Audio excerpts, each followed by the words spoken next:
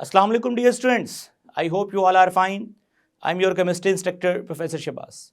Students, आज हम discuss करने वाले हैं इलेक्ट्रोफिलिक सब्स्टिट्यूशन रिएक्शन में नाइट्रेशन एंड सल्फोनेशन को. So let's move toward white board. जी डियर स्टूडेंट्स, तो आज के लेक्चर में हम डिस्कस करने वाले हैं नाइट्रेशन एंड सल्फोनेशन को, लेकिन पहले हम नाइट्रेशन को पढ़ेंगे. जैसे कि प्रीवियस लेक्चर में आप अच्छी तरह जानते हैं कि आप general mechanism of electrophilic substitution reaction of benzene को डिटेल से पढ़ चुके हैं. तकरीबन वही कॉन्सेप्ट आज के लेक्चर में यूज़ होगा और हम डिटेल से देखेंगे नाइट्रेशन एंड सल्फोनेशन को. स्टूडेंट्स, सबसे पहले the introduction of NO2 group in a benzene ring is called nitration. The nitration of benzene takes place when it is heated with a 1:1 mixture of concentrated nitric acid and concentrated sulfuric acid at 50 to 55 degree. Sulfuric acid react with nitric acid to generate nitronium ion. Students, अब ये सारी बातों को मैं detail से बताता हूँ. जी students, mechanism. Students, सबसे पहले हमें फर्स्ट स्टेप को डिस्कस करना है, यानी स्टेप नंबर 1. स्टेप नंबर 1 में क्या होगा students? Generation of electrophile. So step number 1 की हम हेडिंग देते हैं generation of electrophile. Generation of electrophile. Students, generation of electrophile की अगर बात करें तो इसमें सबसे पहले नाइट्रिक एसिड यानी oxygen, nitrogen, double bond O, OH, nitric acid. Students, ये रिएक्ट करेगा सल्फ्यूरिक एसिड के साथ, यानी कि HOSO2OH. ये फॉर्मूला है स्टूडेंट्स H2SO4 का, सल्फ्यूरिक एसिड. सो हम इसको 50 to 55 डिग्री 1:1 यानी इक्वल मोल्स के साथ हम इनको मिलाएंगे और होगा कुछ ऐसे कि यहाँ से स्टूडेंट्स H+ निकलेगा जो कि नाइट्रिक एसिड के OH- के साथ मिलेगा और बदले में स्टूडेंट्स हमें मिलेगा H2O plus HSO4-1 plus NO2 positive. ये जो NO2 पॉजिटिव आयन है इसको स्टूडेंट्स हम नाइट्रोनियम आयन कहते हैं. In this specific ion is also called nitronium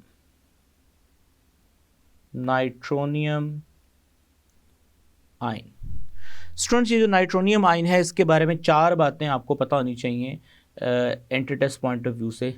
students, पहली बात कि ये जो आप रिएक्शन पढ़ने वाले हैं ये इसमें एज अ इलेक्ट्रोफाइल काम करेगा. दूसरी बात स्टूडेंट्स जो आपको पता होनी चाहिए नाइट्रोनियम आयन के बारे में कि ये कार्बन डाइऑक्साइड के साथ आइसो इलेक्ट्रॉनिक है. Iso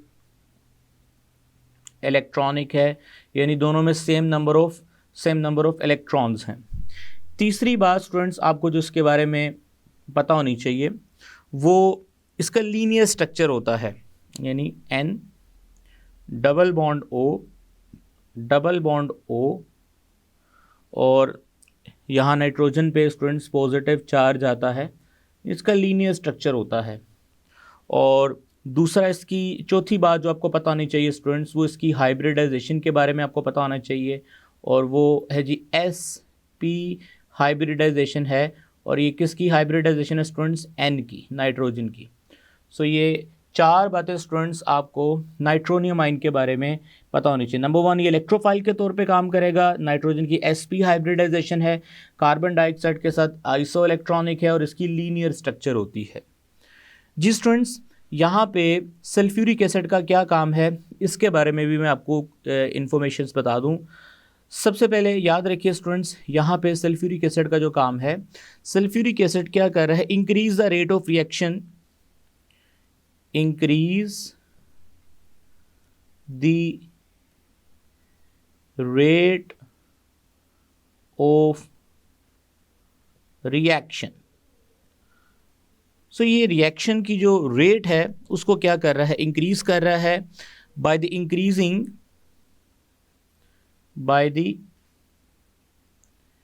increasing the concentration of nitronium ion. क्योंकि ये नाइट्रोनियम आयन को बनाएगा, जैसे कि आपने ऊपर रिएक्शन में देखा, जब नाइट्रोनियम आयन जितना ज़्यादा स्टूडेंट्स उसकी कंसंट्रेशन होगी, इलेक्ट्रोफाइल की जितनी ज़्यादा कंसंट्रेशन होगी, रिएक्शन की रफ्तार उतनी ज़्यादा रहेगी। सो यहाँ पे sulphuric acid increase the rate of reaction by increasing the concentration of nitronium ion. Students इसके अलावा आपको ये भी पता होना चाहिए कि HSO4-1 यहाँ पे रोल प्ले कर रहा है कॉन्जुगेट बेस का। सो हम यहाँ मेंशन करते हैं कि ये यहाँ पे कॉन्जुगेट बेस का रोल प्ले कर रहा है। ठीक है स्टूडेंट्स। सो अब रिएक्शन की मैकेनिज्म आपको पता है कि ये इलेक्ट्रोफाइल अटैक करेगा टूवर्ड्स बेंजीन रिंग जाएगा ये, और बाकी का प्रोसीजर हम स्टेप 2 में देखते हैं। सो ये स्टेप 1 के बारे में मैंने आपको बता दिया। अब हम मूव करते हैं स्टूडेंट्स स्टेप 2 की तरफ। So step number 2, step number 2 में होगा attack of electrophile, attack of electrophile. जी स्टूडेंट्स, अटैक ऑफ इलेक्ट्रोफाइल में अब क्या होगा कि इसमें फॉर्मेशन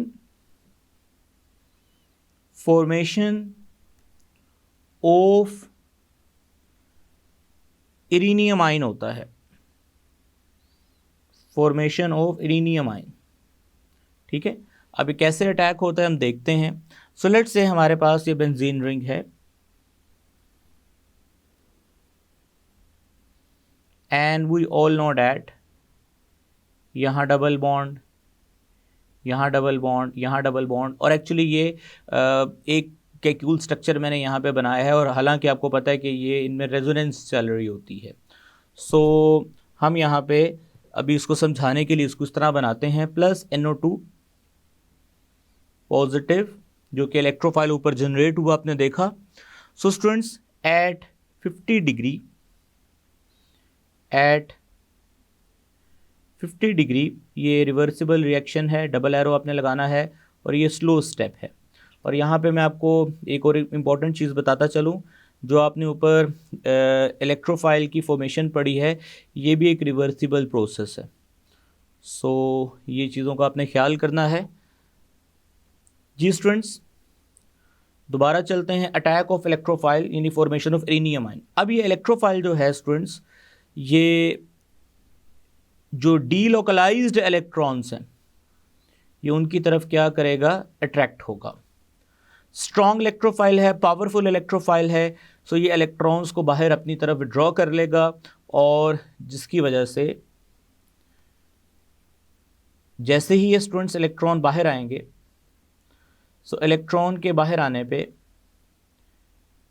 NO2 पॉजिटिव यानी कि इलेक्ट्रोफाइल ने इलेक्ट्रॉन्स बाहर विड्रॉ कर लिए, सो यहाँ पे क्या चार्ज आएगा, पॉजिटिव। अब इसकी काफ़ी डिटेल आपको लास्ट लेक्चर में बता के आया हूँ, यहाँ पे किस तरह से इसकी 3 रेजोनेटिंग स्ट्रक्चर्स यहाँ पे डेवलप हो सकती हैं, लास्ट लेक्चर में सारी बात हो चुकी है। स्टूडेंट्स ये स्लो स्टेप है, और इस स्लो स्टेप में इरिनियम आयन बनता है, और इरिनियम आयन यहाँ पे मैं आपको बार बार बता रहा हूँ कि it is not a transition state, ये एक इंटरमीडिएट स्टेट है, यानी कि ये एक इंटरमीडिएट स्टेप है, या आप इसको ज़्यादा बेहतर है इंटरमीडिएट प्रोडक्ट कहें। ठीक है students, it's not a transition state, it's an intermediate state, और यहाँ पे जो प्रोडक्ट मिलती है हम उसको इंटरमीडिएट प्रोडक्ट कहते हैं। स्टूडेंट्स इसी आयन को हम क्या बोलते हैं, इरिनियम आयन या इसको बेंजोनियम आयन भी कह सकते हैं। सो अब चलते हैं जी स्टेप नंबर 3 की तरफ।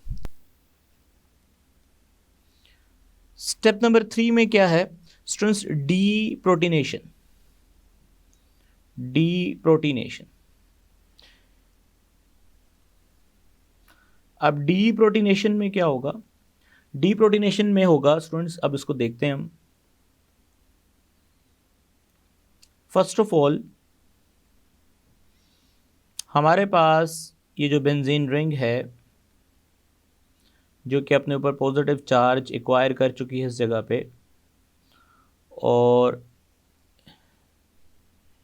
यहाँ पे ये इलेक्ट्रॉन्स और ये NO2 जो कि इलेक्ट्रोफाइल है, और इस जगह पे मैं हाइड्रोजन को शो करूँगा और यहाँ से अब H+ निकलेगा, क्योंकि H+ के निकलने से ये जो बॉन्ड है स्टूडेंट्स ये भी अंदर शिफ्ट होगा and you will get again ये जो डीलोकलाइजेशन जो कि रुक गई थी इस बॉन्ड के बाहर जाने की वजह से, यानी इलेक्ट्रोफाइल के इलेक्ट्रॉन्स बाहर खींचने की वजह से। सो जैसे ही ये हाइड्रोजन से बॉन्ड वापस अंदर मुंतकिल होगा, सो दोबारा से जो डीलोकलाइजेशन का प्रोसीजर है वो स्टार्ट हो जाएगा। अगेन ये सारी बातें हम लास्ट लेक्चर में डिटेल से अच्छे से डिस्कस कर चुके हैं। और यहाँ पे एक्चुअली क्या चीज़ अटैच हो चुकी है स्टूडेंट्स? NO2, और H+ जो निकला है स्टूडेंट्स, अब आपको पता है ये H+ किसके पास जाएगा जी? कॉन्जुगेट बेस के पास। और इस केस में स्टूडेंट्स कॉन्जुगेट बेस कौन है? इस केस में आपको पता है HSO4-1। स्टूडेंट्स अब डीप्रोटीनेशन में क्या होगा? ये H+ कॉन्जुगेट बेस के पास जाएगा और कॉन्जुगेट बेस के साथ मिलेगा और H2SO4 बनाएगा। याद रखिएगा ये कौन सा स्टेप है? फास्ट स्टेप है, ठीक है, फास्ट स्टेप। और फाइनली आपको जो प्रोडक्ट मिलने वाली है वो प्रोडक्ट क्या है? नाइट्रोबेंजीन। ठीक है स्टूडेंट्स, आई होप कि आपको ये प्रोडक्ट समझ आ गया है। ये कैसे बनेगा इसके तीनों स्टेप्स मैंने आपको डिटेल से बता दिए हैं। और अब सल्फोनेशन को स्टार्ट करने वाले हैं। और सल्फोनेशन को स्टार्ट करने से पहले एक इम्पॉर्टेंट बात जो अपनी टेक्स्ट बुक पे नोट कर लें कि अगर खाली बेंजीन जो है, बेंजीन रिएक्ट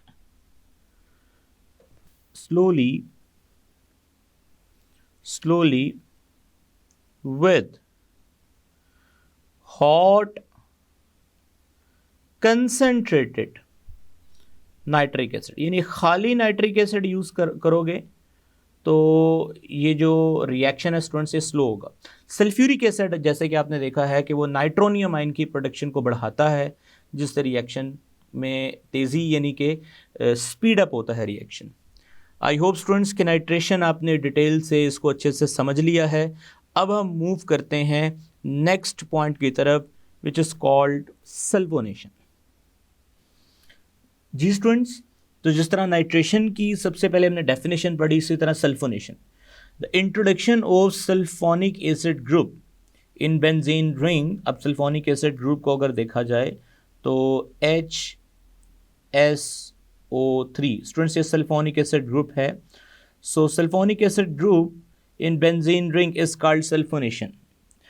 अब ये दो तरह से सल्फोनेशन हमारे सिलेबस में मौजूद है। When benzene is heated with fuming sulphuric acid और concentrated sulphuric acid, it yields benzene sulphonic acid. अब सबसे पहले तो हमें ये समझना है कि ये फ्यूमिंग सल्फ्यूरिक एसिड क्या होता है। तब हम उसका रिएक्शन भी देखते हैं। हमें पहले फ्यूमिंग सल्फ्यूरिक एसिड को समझना है। What is fuming sulphuric acid? Dear students, याद रखिएगा कॉमनली फ्यूमिंग सल्फ्यूरिक एसिड जो है वो कॉमन नेम है सोल्यूशन। एक सोल्यूशन होता है हमारे पास 7% उसमें SO3 इन H2SO4। ये जो सोल्यूशन है इस सोल्यूशन को हम फ्यूमिंग सल्फ्यूरिक एसिड कहते हैं। ठीक है स्टूडेंट्स, और याद रखिए फ्यूमिंग सल्फ्यूरिक एसिड जो है ये हाईली रिएक्टिव होता है, हाईली रिएक्टिव। ठीक है स्टूडेंट्स। अब दूसरा खाली सल्फ्यूरिक एसिड है जो कि आप कंसनट्रेटेड फॉर्म में यूज़ करोगे। सो अब दोनों के रिएक्शंस देखते हैं और फिर इनकी मैकेनिज्म देखेंगे। वैसे तो हमारे सिलेबस में सिर्फ कंसनट्रेटेड सल्फ्यूरिक एसिड की ही मैकेनिज्म है, फ्यूमिंग सल्फ्यूरिक एसिड की मैकेनिज्म नहीं लिखी गई, लेकिन अब जब आप मैकेनिज्म समझोगे तो आपको उसकी भी समझ आ जाएगी। सो सबसे पहले स्टूडेंट्स हम मेंशन करते हैं जी, रिएक्शन जनरल मेंशन करते हैं। सो नॉर्मली आप बेंजीन का रिएक्शन सल्फ्यूरिक एसिड के साथ करवाओगे, कंसंट्रेटेड सल्फ्यूरिक एसिड के साथ at 80 degree, at 80 degree. So you will get benzene sulphonic acid. Again ये कैसे मिलेगा, मैकेनिज्म देखते हैं अभी। So benzene sulphonic acid plus water. इसी तरह स्टूडेंट्स अगर आप बेंजीन का रिएक्शन करवाते हैं, अगर आप बेंजीन का रिएक्शन करवाते हैं SO3 के साथ, एक्चुअली SO3 यहाँ पे SO3 रिप्रेजेंट कर रहा है, किसको रिप्रेजेंट कर रहा है, फ्यूमिंग सल्फ्यूरिक एसिड को, जिसमें 7% SO3 है और जो कि हाईली रिएक्टिव है। और आप देख सकते हैं कि हाईली रिएक्टिव है, मुझे कोई ज़्यादा टेम्परेचर नहीं देना, सिर्फ 25 डिग्री पे ही ये रिएक्शन होगा। सल्फ्यूरिक एसिड भी मौजूद है इसके अंदर। सो you will get benzene sulphonic acid. ठीक है स्टूडेंट्स। सो अक्सर पेपर में MCQ में ये क्वेश्चन आता है कि फ्यूमिंग सल्फ्यूरिक एसिड किस टेम्परेचर पे रिएक्ट करता है और कंसनट्रेटेड सल्फ्यूरिक एसिड किस टेम्परेचर पे रिएक्ट करता है, तो आपने ये टेम्परेचर याद रखने हैं। अब हम स्टार्ट करने वाले हैं स्टूडेंट्स मैकेनिज्म, और मैकेनिज्म जो डिस्कस करने वाले हैं वो हम कंसनट्रेटेड सल्फ्यूरिक एसिड के जो रिएक्शन है उसकी मैकेनिज्म डिस्कस करने वाले हैं जी स्टूडेंट्स। तो मैकेनिज्म स्टार्ट करने से पहले हमें यहाँ पे एक बड़ी इंपॉर्टेंट लाइन मेंशन करनी है जो कि आपको एंट्रेंस टेस्ट के लिए भी याद रखनी है। When sulphuric acid alone is used, यानी जब उसको अकेला यूज किया जाएगा, the actual electrophile in reaction is SO3। ठीक है, अभी देखते हैं ये कैसे प्रोड्यूस होता है। सो ये मैकेनिज्म के अंदर ये मेन लाइन है, ये MCQ भी पूछा जाएगा कि सल्फोनेशन के अंदर जो इलेक्ट्रोफाइल है वो उसका रोल कौन प्ले करेगा, तो SO3 स्टूडेंट्स यहाँ पे इलेक्ट्रोफाइल का रोल प्ले करेगा।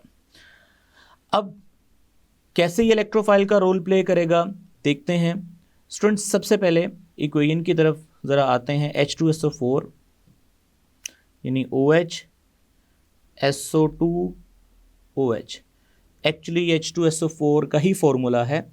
सो अगेन एक और H2SO4 हम लिखेंगे यहाँ पे, हीट करेंगे, जो कि आपने पढ़ा ऊपर 80 डिग्री टेम्परेचर चाहिए, हीट करेंगे। सो ये एक रिवर्सिबल रिएक्शन है और इस दौरान हीट करने के दौरान क्या होगा स्टूडेंट्स, अगेन यहाँ से H निकलेगा और यहाँ से क्या निकलेगा, OH minus, and you will gate H2O plus HSO4 minus 1 and plus HSO3 plus. ठीक है स्टूडेंट्स, अब ये चार चीज़ें बनेगी। अब इसमें जो HSO4 माइनस 1 है इसका रोल हमें पता है कि ये कॉन्जुगेट बेस का रोल प्ले करेगी यहाँ पे। अब ये जो हमारे पास HSO3 पॉजिटिव है स्टूडेंट्स, इसमें इसका ज़रा स्ट्रक्चर बनाते हैं, होगा कुछ इस तरह से कि S double bond O and double bond O and O H. ठीक है स्टूडेंट्स, और इस सल्फर पे क्या चार्ज है? पॉजिटिव, क्योंकि यहाँ पर था OH जो कि जा चुका है। अब स्टूडेंट्स यहाँ से निकलेगा H प्लस और ये वाला बॉन्ड वापस यहाँ शिफ्ट होगा और H प्लस जो है ये वाटर इसको कैप्चर करेगा और वाटर कैप्चर करने के बाद फाइनली वाटर कन्वर्ट होगा H3O प्लस के अंदर। अच्छा, जब ये बॉन्ड यहाँ शिफ्ट होगा so finally we will get S double bond O double bond O double bond O। ठीक है स्टूडेंट्स, तो अब इस इक्वेशन को हम जनरलाइज तरीके से दोबारा लिखेंगे ताकि हम इसको समराइज करें। सो एक्चुअली क्या हुआ, 2 सल्फ्यूरिक एसिड मॉलिक्यूल प्रोसीड करेंगे रिवर्सिबल रिएक्शन के अंदर, हीट देंगे हम यहाँ पे and finally we will get H3O plus plus HSO4 minus 1 plus SO3। ठीक है, 3 चीज़ें में मिलेंगी। ये क्या है स्टूडेंट्स? कॉन्जुगेट बेस, जैसे कि मैंने आपको बताया, और ये हमारे पास क्या काम करेगा यहाँ पे? As a electrophile. अब ये जो इलेक्ट्रोफाइल है स्टूडेंट्स, इसमें जो ऑक्सीजन है वो सल्फ़र के इलेक्ट्रॉन्स को अपनी तरफ क्या कर लेगा? विड्रॉ कर लेगा, और सल्फ़र के इलेक्ट्रॉन्स को विड्रॉ करने की वजह से सल्फ़र पे बहुत ही अच्छा पॉजिटिव चार्ज आएगा, यानी सल्फ़र यहाँ पे इलेक्ट्रॉन डेफिशिएंट है, इलेक्ट्रॉन डेफिशिएंट है, और इलेक्ट्रॉन डेफिशिएंट स्पीशीज ही इलेक्ट्रोफाइल का रोल प्ले करेगी। सो स्टूडेंट्स, अब होगा क्या, ये जो हमारे पास इलेक्ट्रोफाइल है अब ये अटैक करेगा, किसकी तरफ जाएगा? ये अटैक करेगा बेंजीन की तरफ, और बेंजीन के डीलोकलाइज्ड इलेक्ट्रॉन्स को पेनिट्रेट करेगा। सो स्टूडेंट्स, नेक्स्ट देखते हैं। ये रहा benzene, again one of the Kekule structure, हम उनमें से कोई एक ड्रॉ करेंगे, प्लस इलेक्ट्रोफाइल आएगा और देन इस सल्फर पे क्या चार्ज है? पॉजिटिव। अब इस पॉजिटिव चार्ज ने क्या किया? इन इलेक्ट्रॉन्स को अपनी तरफ विड्रॉ किया, और इन इलेक्ट्रॉन्स को अपनी तरफ विड्रॉ करने के बाद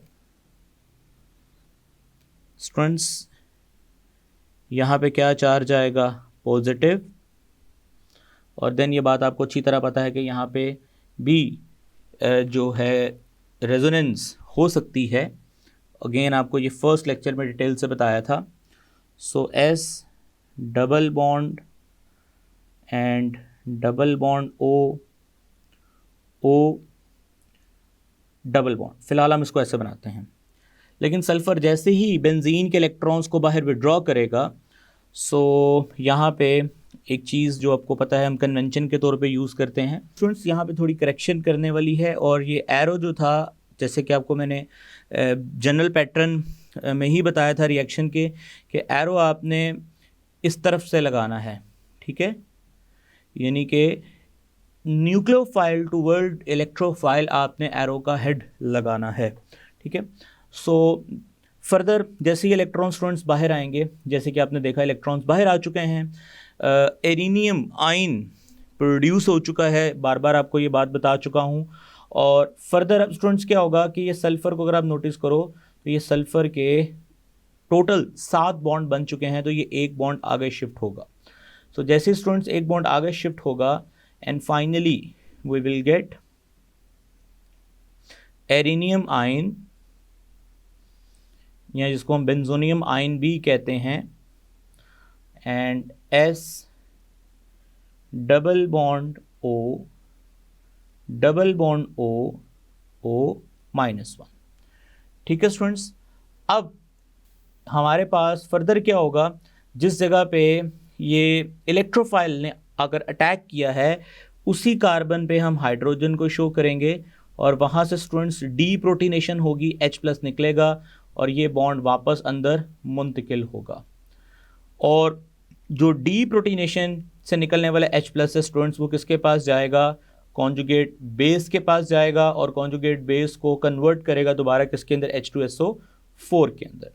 और इसी तरह से ये जो ऑक्सीजन पे माइनस चार्ज है, ये H3O प्लस में से दोबारा प्रोटॉन रिलीज होगा जो ये कैप्चर करेगा। हम इसको लिखते हैं नेक्स्ट स्टेप में, और हम कह सकते हैं, हम जिस स्टेज पे पहुंचे हैं उस स्टेज में हम ये कह सकते हैं कि यहाँ पे कॉन्जुगेट बेस लिखेंगे HSO4 -1 और प्लस का साइन लगा दें, और फर्दर ये रिएक्शन प्रोसीड करेगा रिवर्सिबल रिएक्शन की फॉर्म के अंदर।